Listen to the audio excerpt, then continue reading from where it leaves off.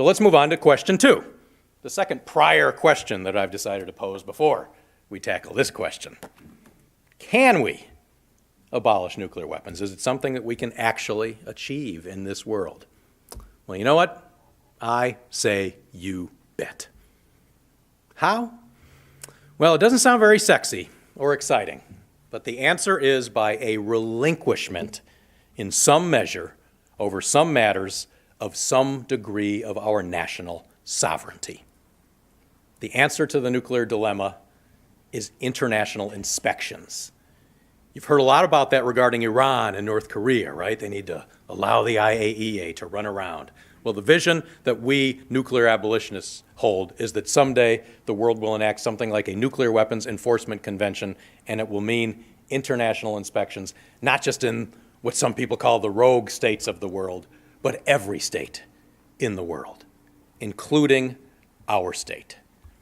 It means that in a hypothetical future post-abolition world, we will promise that we've dismantled every nuclear weapon and every element of our nuclear weapons infrastructure, and then we agree that we're going to allow international inspectors to come into our country and verify that it's true. That sounds like a tough pill to swallow, but you know what the alternative is? Thousands of nuclear weapons for decades and decades to come, and drugs and cheating and not checking the nuclear armed missiles and suspicious foreign women. The answer to the nuclear dilemma is inspections there, inspections here, inspections everywhere. The act of ceding, C-E-D-I-N-G, ceding carefully considered quantities of our national sovereignty to a higher authority, from the level of the nation to the level of humanity, may sound hopelessly legalistic and technocratic and dull. It may sound frightening, like something any national patriot ought to resist. But my friends, it is the key to abolishing nuclear weapons. And it is the original answer proposed by the first generation that grappled with the nuclear peril, right after the Second World War. Those of you who know a little bit about this history will recall things like the Baruch Plan and the Acheson-Lilienthal Report and the Atomic Energy Commission framework of December 31st, 1946. And on this, I really will refer you to my book, because there's the solid chapter called The Architecture of a Nuclear Weapon-Free World, and it has all the substance of those plans and all the history of those initiatives. And I really assert in there that those answers proposed in the first 18 months after the dawn of nuclear age remain the only answer to the nuclear dilemma. If we're going to abolish nuclear weapons, that kind of careful ceding of a portion of our national sovereignty is something that each and every one of us is going to have to enthusiastically embrace.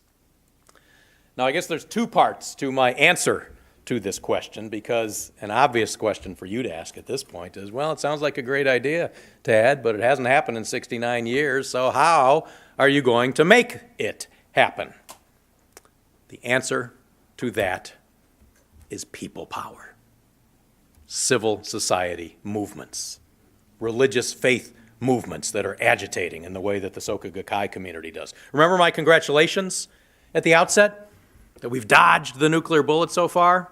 Well, I'm not just congratulating you for surviving, but God knows that's been sort of in the balance for 69 years. But I also congratulate ordinary citizens, because we, in large measure, are responsible for keeping the hands of our leaders away from the nuclear trigger. The pressure that the anti-nuclear movement and the Soka Gakkai community is such an integral part of this has put on governments and their nuclear initiatives and their nuclear policy proposals.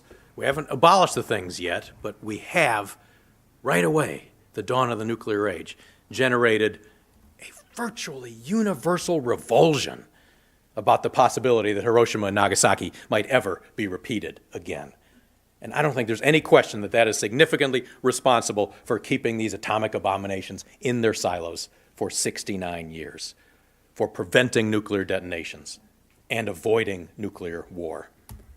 And now we have to move on and build a movement, not just for a nuclear freeze, which was the great movement of the early 1980s that many of you will remember and that really transformed significantly the policies of the Reagan administration, not just for arms control, but for the final abolition of nuclear weapons, a movement that will become a mighty force that politicians will find impossible to ignore.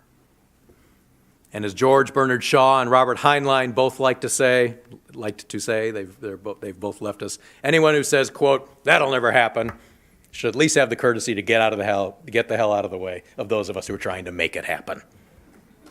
And I really, thank you, and I really take heart, not just from the history of the anti-nuclear movement, which is laid out in chapter something in my book called How It Might Happen, but the many other social justice movements that toiled for many, many decades, but eventually had ultimate success, like the movement to abolish slavery, like the movement to bring about women's suffrage, like the movement to establish basic rights and protections for workers in the unregulated capitalist jungle, like the movement for civil rights in the 1950s and 60s, like the movement for gay rights in this century.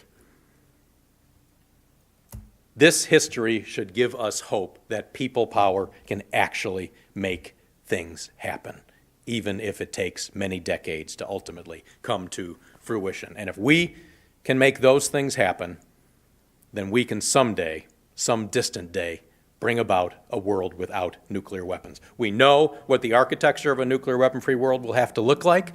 They knew it on December 31st, 1946, and we know that people power can effect social change. And if there's anything more important than saving ourselves, saving ourselves from nuclear apocalypse, I'm not quite sure what it would be. We can make this happen someday with people power. About this, I have absolutely no doubt. No doubt.